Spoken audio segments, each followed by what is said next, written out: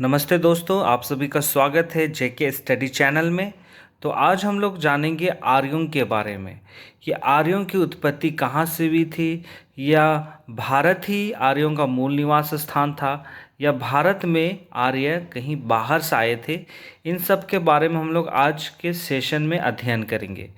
वैसे तो जैसा कहा जाता है कि आर्यों की जो उत्पत्ति का जो इतिहास है वो काफ़ी मतभेदों से भरा हुआ है। ठीक है, काफ़ी मतभेदों से भरा हुआ है। विद्वानों में मतभेद अभी भी बना हुआ है कि आर्य लोग भारत के ही मूल निवासी थे या फिर आर्य भारत में बाहर से आके यहाँ पे निवास किए।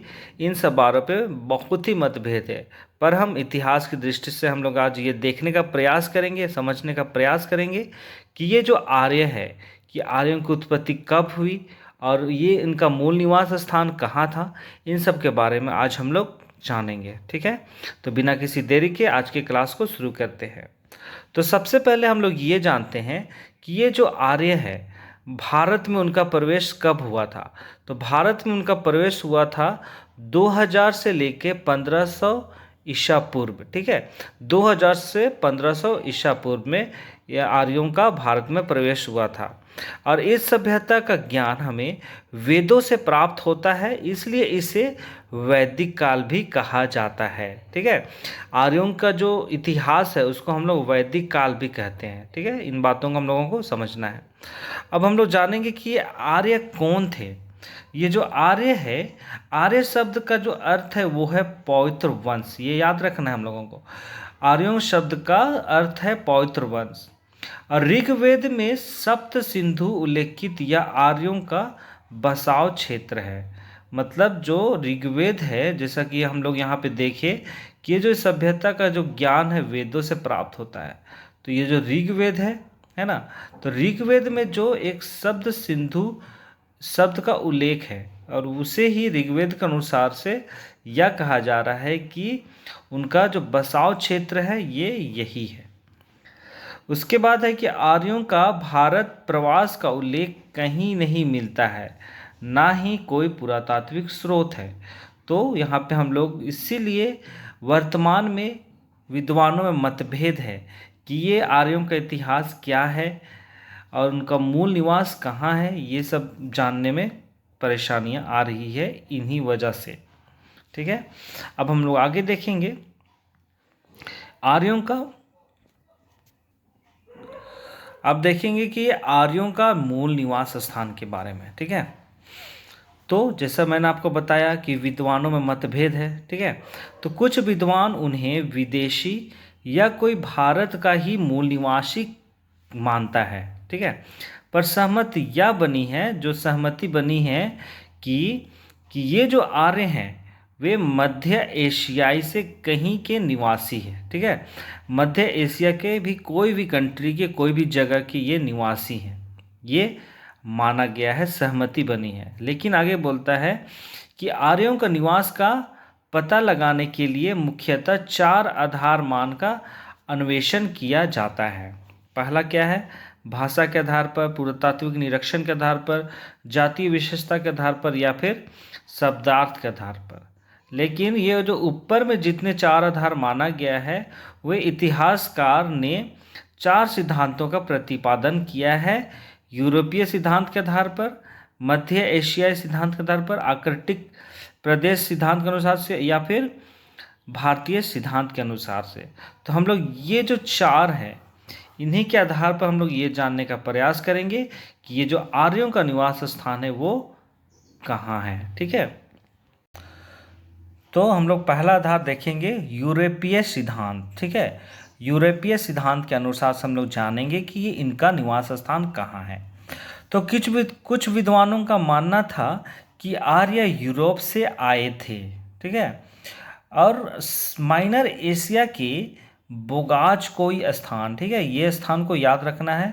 बोगाज कोई स्थान को आधार मानकर यह कहा गया था कि मतलब ये स्थान को माना गया था।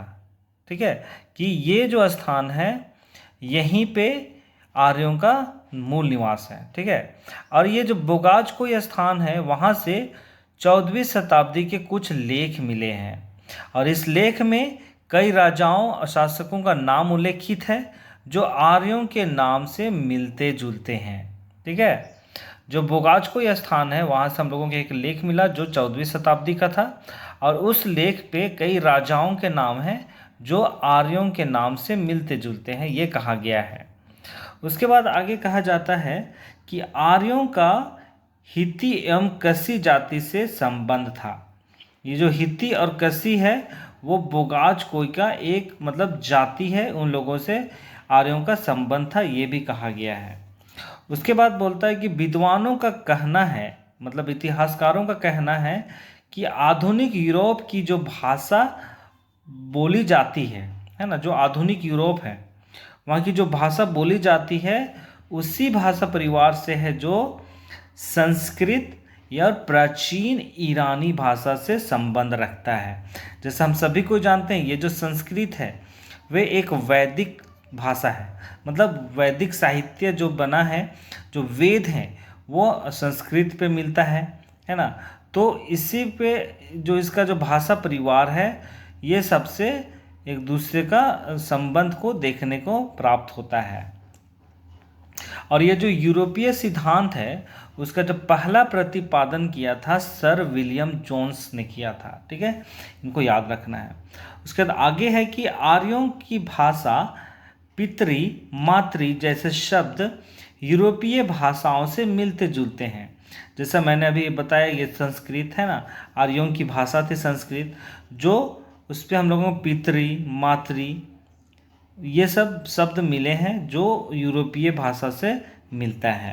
तो इसलिए भाषा के आधार से भी देखा जा रहा है कि आर्यों का निवास स्थान यूरोप है। ठीक है, उसी के बाद जैसे यहाँ पे कहा गया है भाषा के आधार पर यह कहा जा सकता है कि आर्य भारत में यूरोप से आए थे। ठीक है, अब हम लोग देखेंगे आलोचकों के बारे में, क्योंकि बहुत जैसे ये भाषा के आधार पर कहा गया लेकिन कई आलोचनाएं हुई। ठीक है, तो वही आलोचकों का कहना था कि ये जो भाषा के आधार पर यह कहना कि आर्य यूरोपीय हैं वो गलत है।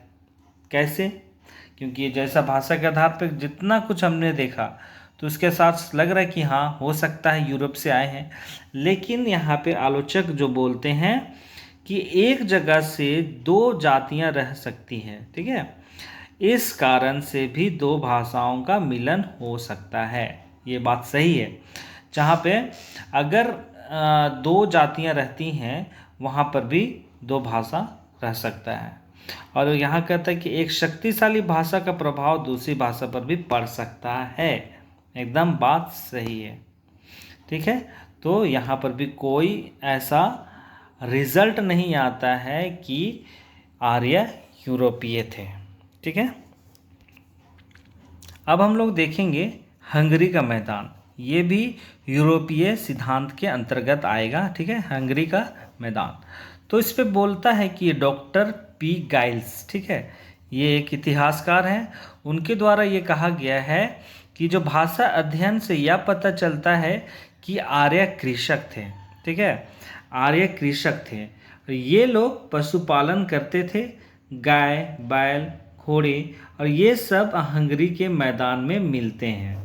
ठीक है, जो भी हम लोगों को लेख मिला है भाषा के आधार पर हम लोग देखते हैं तो डॉक्टर पी गाइल्स जो हैं इतिहासकार, उनका कहना है कि आर्य क्या थे, कृषक थे, और जो वे लोग पशुपालन करते थे। ठीक है, ऑब्वियसली जो कृषक है वो लोग पशुपालन करेंगे ही, है ना, तो वे लोग पालन करते थे गाय बैल घोड़े, है ना। तो ये सब कहाँ मिला जाता है, बोला है हंगरी के मैदान में देखने को मिलते हैं। ठीक है, और डॉक्टर पी गैल्स ने ये भी माना है कि हंगरी का जो क्षेत्र है वो आर्यों का आदि देश है, मतलब मूल निवास स्थान उनका हंगरी का क्षेत्र है या हंगरी का मैदान है। ठीक है, आगे बोलता है कि डॉक्टर पी गैल्स का मानना यह भी था कि वेदों में जो पेड़ पौधे पशु पक्षी आदि का जो उल्लेख मिलता है वे सब उस वक्त भारत पे नहीं पाए जाते थे। तो ये कह रहा है डॉक्टर पी गैल्स के द्वारा। जो भी वेद हैं, जो ऋग्वेद है, तो उनमें वेदों में आर्यों के इतिहास को देखने को मिलता है और उस पर कई पशु पक्षी पेड़ पौधे का उल्लेख है। तो इनके अनुसार से उनका कहना है कि उस वक्त भारत पे ये नहीं पाए जाते थे। तो ये जो पशु पक्षी पेड़ पौधे हैं वे सब हंगरी के क्षेत्र पे पाए जाते थे, ऐसा कहना है डॉक्टर पी गैल्स का। ठीक है, तो इस आधार पे हम लोग देखेंगे तो ये आर्यों का आदि देश हो सकता है। ठीक है, और आगे देखेंगे जर्मन प्रदेश।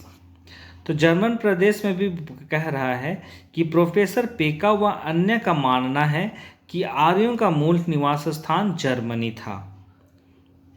देख रहे हैं ना, इतनी सारी मतभेद हैं। ठीक है, यहाँ पे प्रोफेसर पेका व अन्य का कहना था कि आर्यों का मूल निवास कहाँ है, जर्मनी। यह सिद्धांत प्रजातीय आधार पर कहा गया है।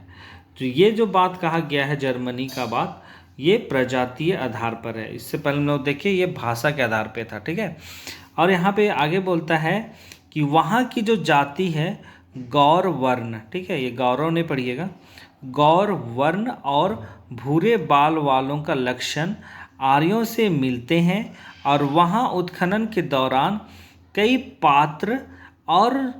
पात्र मिले हैं जो आर्यों के द्वारा बने होने का लक्षण दिखाई देता है। ठीक है, तो यह प्रजातीय आधार पर हम लोग ये कहते हैं कि ये जर्मन प्रदेश के हो सकते हैं, जर्मन देश के हो सकते हैं। ठीक है, क्योंकि ये जो आर्य हैं उन लोगों का जो प्रजातीय स्ट्रक्चर जो होता है वो गौर वर्ण और भूरे बाल वालों से मिलता जुलता है, ऐसा कहा है।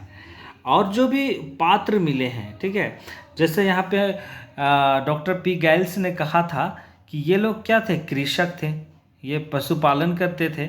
ऑब्वियसली ये बात यहाँ पे आती है कि जो किसान हैं तो वे लोग पात्र भी बनाते थे होंगे, जो बर्तन, मिट्टी के बर्तन है ना, ये सब बनाते थे होंगे। और जो उसका बनाने का जो तरीका है वहाँ जो पाया गया है उत्खनन के द्वारा, वो सब आर्यों के द्वारा बने होने का लक्षण प्रतीत होता है।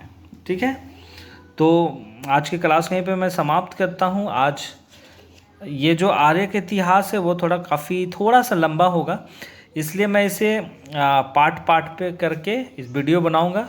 तो आज हमने यूरोपीय सिद्धांत के बारे में हमने देखा। ठीक है, तो ये अगला हम लोग देखेंगे आर्कटिक सिद्धांत, आर्कटिक देश के आधार पे हम लोग देखेंगे। नहीं, ठीक है, नहीं माफ़ कीजिएगा, ये मध्य एशिया सिद्धांत के बारे में देखेंगे। उसके अगले भाग में हमने आर्कटिक प्रदेश सिद्धांत देखेंगे, उसके बाद भारतीय सिद्धांत। तो इसके आधार पे हम लोग आर्यों की उत्पत्ति के बारे में जानने का प्रयास करेंगे। तो आज की क्लास यहीं पे मैं समाप्त करता हूँ। तो आप लोग बने रहिए जेके स्टडी चैनल के साथ। क्लास अगर आपको पसंद आया है तो वीडियो को ज़रूर से ज़रूर शेयर कीजिए, लाइक कीजिए, और जो नए हैं वो लोग ज़रूर चैनल को सब्सक्राइब कीजिए। ठीक है, तो आज की क्लास को मैं समाप्त करता हूँ। आप लोग अपना ध्यान दीजिए, अच्छी रीति से पढ़ाई कीजिए। बहुत बहुत धन्यवाद।